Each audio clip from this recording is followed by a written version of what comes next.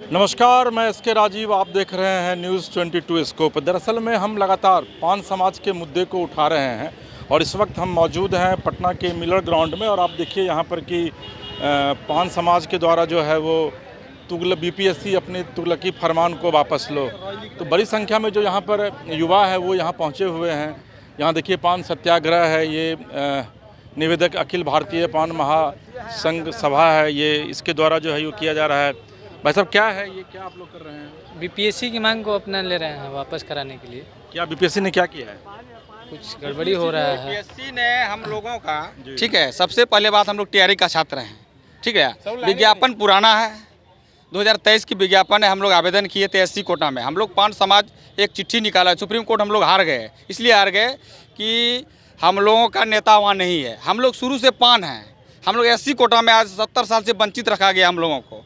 अब वंचित रखते रखते नीतीश कुमार ने वो चीज़, हम मुख्यमंत्री जी ने हम लोगों का बात सुने और वो पढ़े कि संविधान में सही में पान और तांती एक ही है। आप लोग अनुसूचित जाति का हैं, आपको दर्जा दिया जाए। 1 जुलाई 2015 को अनुसूचित जाति में डाल दिए। 9 साल तक हम लोग उसका फ़ायदा लिए।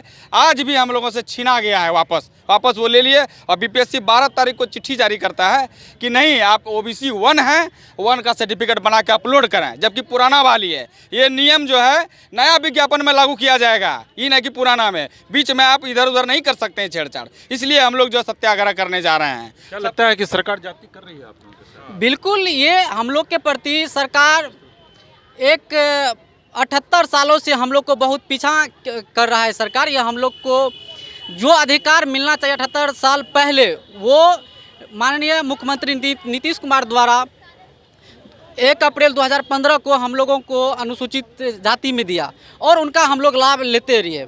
उसके बाद फिर 12/8/2024 को बीपीएससी ने एक तुगलकी फरमान जारी किया, जो फिर अपना ईबीसी सर्टिफिकेट बनाइए, उसको अपलोड कीजिए।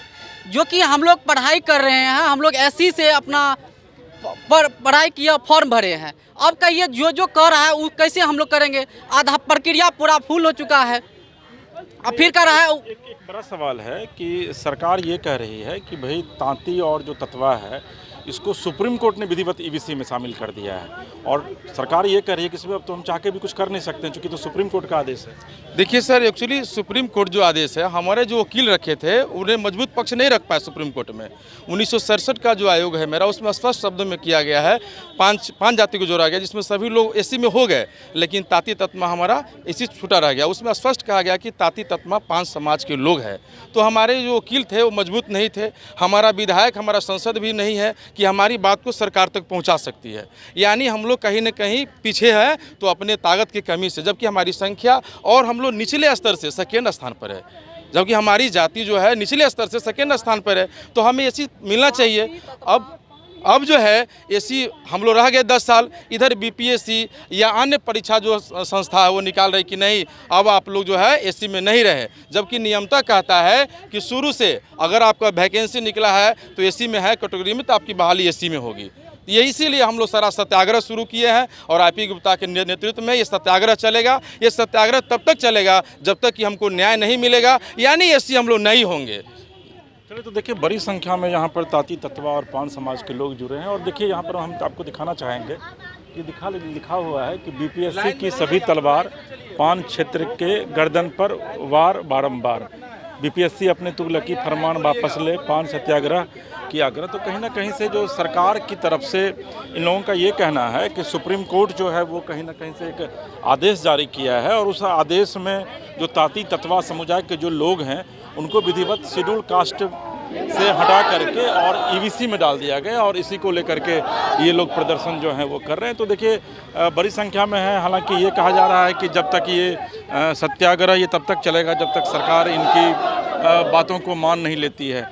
लेकिन इन सब के बीच एक बड़ा सवाल यह भी है कि क्या सुप्रीम कोर्ट के आदेश को कोई भी सरकार पलट सकती है? फिलहाल पटना से विवेक रंजन के साथ एस के राजीव, न्यूज़ 22 स्कोप।